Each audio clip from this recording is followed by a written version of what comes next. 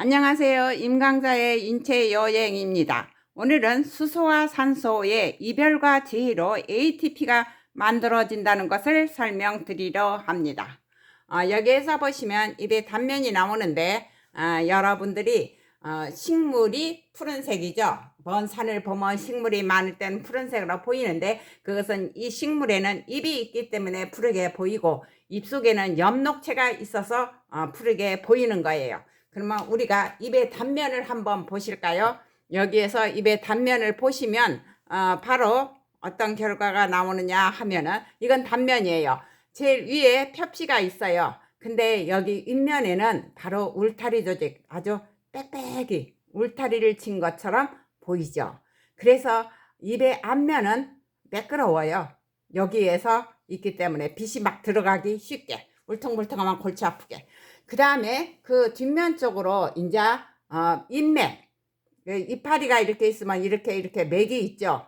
그 맥이 바로 입에 있어서 입에 있는 관다발을 인맥이라 그러는데 아래쪽에 체관 있고 위에 쪽에 물관이 있어요. 왜냐하면 물을 막 여기에 공급을 해야 되니까요. 광합성을 입이 하는데 물이 원료거든요.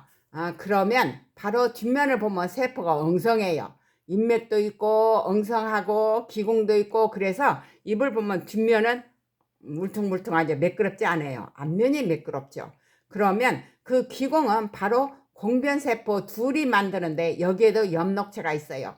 엽록체가 있는데 바로 엽록체가 광합성을 하려면 바로 물이 필요한 거예요. 그러니까 햇빛이 쨍쨍 쬐면 여기에 물이 막 공급되고 수분이 막 되죠. 그래서 햇빛이 많이 뜨는 식물이 물이 부족할 때는 시들기도 하고 막 그래요. 그럼 물 달라 그거죠. 그러면 공변세포에도 엽록체가 있어서 광합성을 하면 물을 막 흡수해요. 그러면 안쪽은 두꺼우니까 바깥쪽으로 이게 막 팽창해요. 그래서 팽합이라고 그러죠. 그래 가지고 기공이 크게 열려서 햇빛이 계속 쬐 때는 산소가 여기서 막 나오고 여기에 이산화탄소가 막 들어가야 돼서 공기가 기공이 커져 갖고 막 숨 쉬어요. 그런데 햇빛이 없을 때는 여기 공변세포가 광합성을 하니까 물을 막 뿜어내버려요. 그래서 기공이 작아져 갖고 호흡만 일어나요.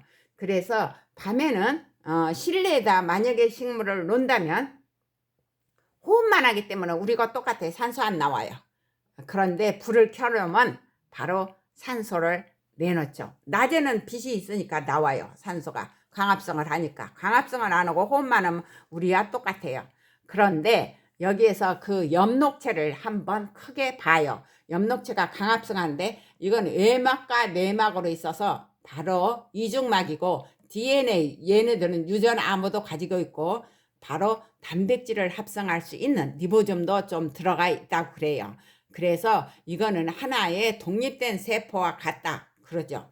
그러면 바로 식물에도 미토콘드리아도 있고 엽록체도 있고 두 가지 다 있어요. 그런데 미토콘드리아가 동물보다는 작죠. 동물은 그 대신 엽록체가 없고 근데 여기를 보시면 이건 단면이니까 이렇게 돼 있지 원래는 이게 그라나 있죠. 그러나 이게 원반 모양의 동전 모양인 것이 차근차근 층층이 쌓여 있다고 그래요. 그게 그라나예요. 그라나 속에 엽록소가 있고 녹색을 띠는 거죠. 그 그라나를 빼놓은 거 나머지 부분은 하얀색이에요. 스트로마라고 그래요. 그래서 스트로마라고 그러는데 바로 이 엽록소가 빛에너지를 딱 흡수하면은 화학 에너지로 바꾸는 재주가 있어요. 그건 엽록소만 있어요. 그 빛에너지를 화학 에너지로 바꿔서 전환시켜서 여기에 인맥으로 빨려 들어온 여기 물을 갖다가 물은 H2O거든요. 근데 그 수소한테 그 자기가 만든 화학 에너지를 안 껴버려요. 수소한테 안 껴버리니까 수소는 여기 상태가 되죠. 갑자기 에너지를 크게 자기 품에 안게 되니까 얼마나 불안하겠어요. 그래서 여기 상태에서 스트로마로 나오는데 산소는 그때 떨어져 나와요. 그래서 기공으로 햇빛이 쨍쨍 쬐면 바로 산소가 막 나오는데 그것이 공기 중에 산소고 우리가 숨 쉴 때 필요한 산소가 되는 거죠. 그러니까 여기에 엽록체에서 수소와 산소는 이별을 하게 되는 거예요. 수소가 에너지를 가지고 너무 여기 상태가 되니까. 그러면 바로 여기로 에너지를 많이 품고 있는 그 수소가 스트로마로 나와요. 나와 가지고 바로 거기에 있는 이산화탄소하고 결합해요. CO2거든요. 이산화탄소가. 그러니까 산소가 거기 있으니까 아마 자기하고 이별한 산소인 줄 알고 따거니 결합을 해버려요. 그래 가지고 바로 유기산이 만들어지는 거죠. 유기산이 만들어진 것이 다시 포도당으로 만들어져요. 포도당은 삼탑을 느끼니까 바로 뭐냐면 전분, 녹말로 만들어져서 이 스트로마에 저장되었다가 밤이 되면은 바로 이렇게 광합성은 안 일어나니까 이 녹말을 포도당으로 분해해 갖고 여기 체관을 타고 식물의 각 부분으로 가요. 각 부분으로 가면은 바로 각 부분에서는 뿌리도 키우고 줄기도 키우고 잎도 키우고 꽃도 피게 하고 열매와 씨를 맺게 하고 씨 속에 바로 양분을 저장해죠. 저장해가지고 우리가 먹게 하는 거죠. 그래서 바로 광합성에서 엽록소에서 수소와 산소는 이별하고 수소는 고에너지를 갖고 있다가 바로 유기물 속에 갇히게 되는 거죠. CO2와 결합했더니 그게 속에 꽉 갇혀버려서 이제는 그냥 그대로 있는 거죠. 있다가 우리는 바로 여기 미토콘드리아, 식물은 엽록소와 미토콘드리아에 있어요. 모든 세포들은 호흡작용으로 에너지를 얻어요. 근데 식물은 가만히 있고 많이 안 움직이고 그러니까 우리와 같이 동물과 같이 미토콘드리아가 많은 게 아니라 조금밖에 없죠. 그러면 바로 여기에 세포호흡이라고 있죠. 여기 우리 몸에 피부나 허파에서 오는 에어호흡이라겠어요. 그래서 여기 세포호흡으로 들어가면은 미토콘드리아가 있어요. 지난 시간에 설명을 드렸어요.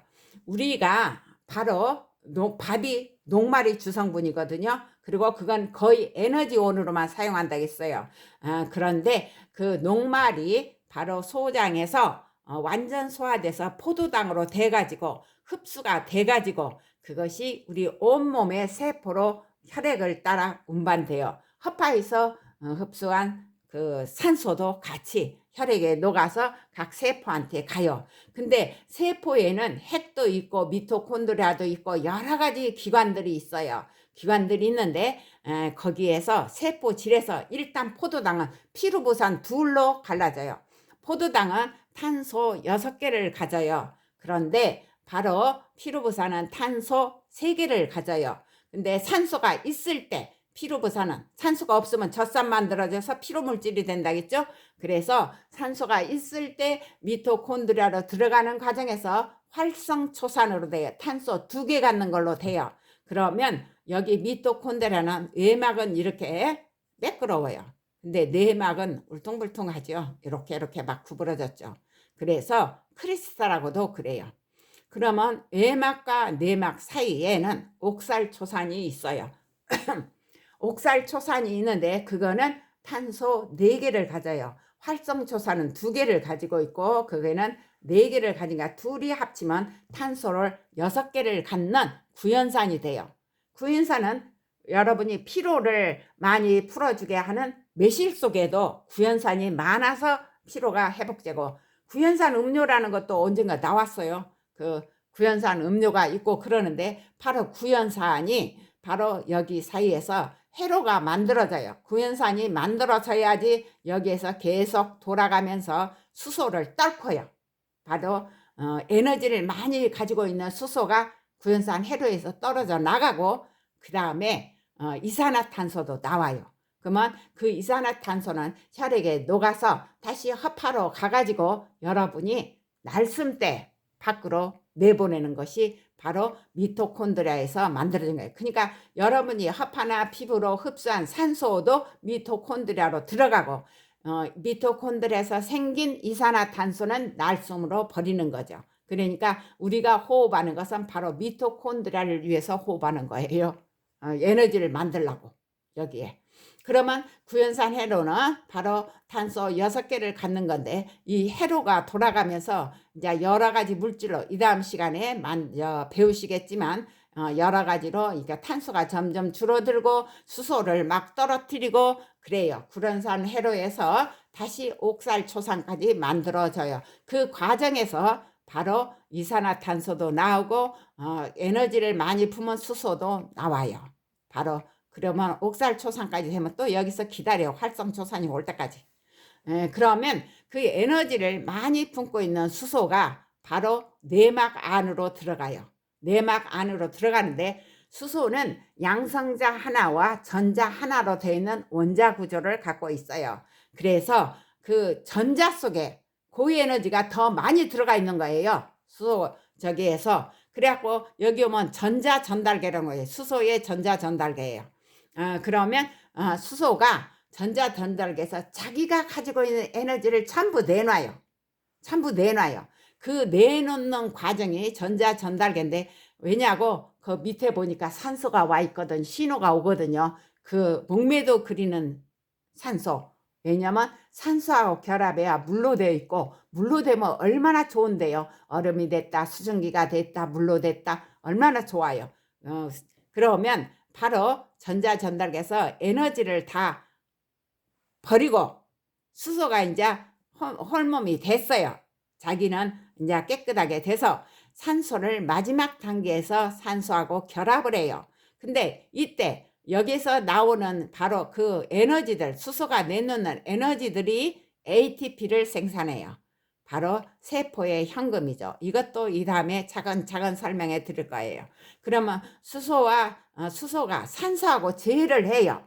여기서 제해를 하는데 여기에서 그냥 H2O로 해야 되는데 어쩌다가 잘못해가지고 산소하고 두 개가 돼가지고 가산화수소가 되면은 그걸 떨어뜨려요. 그러면 산소 원자가 하나 떨어져 갖고 활성산소가 돼요. 그러니까 과로하지 말고 막 저기 안 해야 돼요. 그 활성산소가 DNA 공격과 여러 가지 공격해서 우리한테 나쁘게 되지요. 그러니까 그거를 갖다가 막아줘야 되지요. 그럼 오늘은 여기까지요.